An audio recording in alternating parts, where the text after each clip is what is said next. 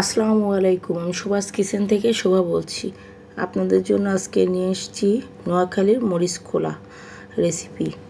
দেখেন কেমন লাগে। 3-4 রকমের মাছ নেবেন আর কি। আমি 2 রকমের মাছ নিয়েছি। আর রসুন, কাঁচামরিচ আর পেঁয়াজ আদা ভাঙা করে ব্লেন্ডার করে নিয়েছি। আর মরিচ খোলা সেহেতু মরিচের পরিমাণটা অনেক বেশি দিতে হবে।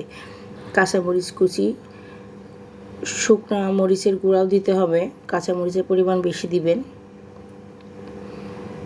আমি সব একসাথে নিয়ে নিলাম 2 রকম মাছ, তার সাথে ওই যে ব্লেন্ডার করা মশলাগুলা, তার সাথে পেঁয়াজ কুচি, কাঁচামরিচ কুচি নিয়েছি,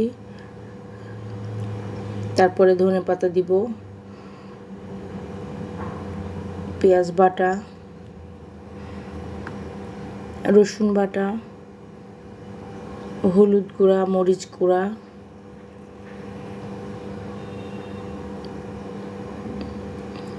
জিরা গুঁড়া, লবণ পরিমাণ মতো, সরিষার তেল দিব। অবশ্যই সরিষার তেল দিবেন। সরিষার তেল দিলে টেস্টটা বেশি বৃদ্ধি পায়।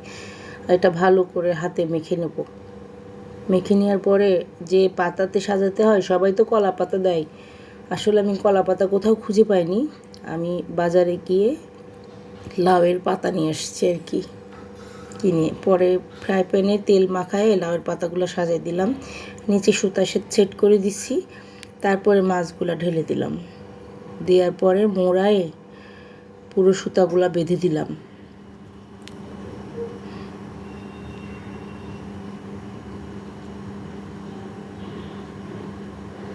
বেঁধে দেওয়ার পরে এটা ফ্রাই প্যানে বসিয়ে হালকা আছে আমি চুলার উপর বসাই দিলাম। পরে দেখেন 5-7 মিনিট পরে কি সুন্দর হয়েছে। উল্টাই দিচ্ছি আমি। উল্টানোর পরে এই যে হয়ে গেছে, নামাই নিছি। তেল বের হচ্ছে। আর এটা খেতে দেখতে দুটাই অসাধারণ হয়েছে। আপনারা নিজেরা করে খাবেন, না করে খেলে বুঝবেন না আর কি। আর যদি ভিডিওটা ভালো লাগে আমাকে সাপোর্ট করবেন, আমার পাশে থাকবেন।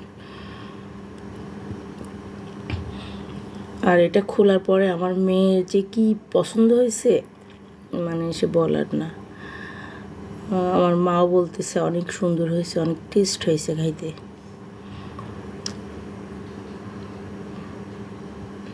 আর মেয়ে কখনো মাছ খাবে না, ছোট মাছ, কিন্তু এটা খেয়েছে আর কি।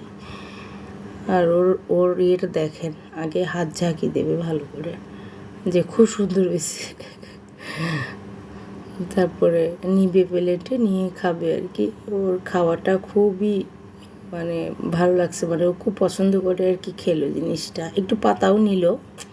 কলার পাতা হলে আমরা খেতে পারতাম না, কিন্তু লাউয়ের পাতা বলে আমরা খেতে পারলাম আর কি। পাতাটা দুর্দান্ত স্বাদ হয়েছে। আপনারা সবাই করে খাবেন।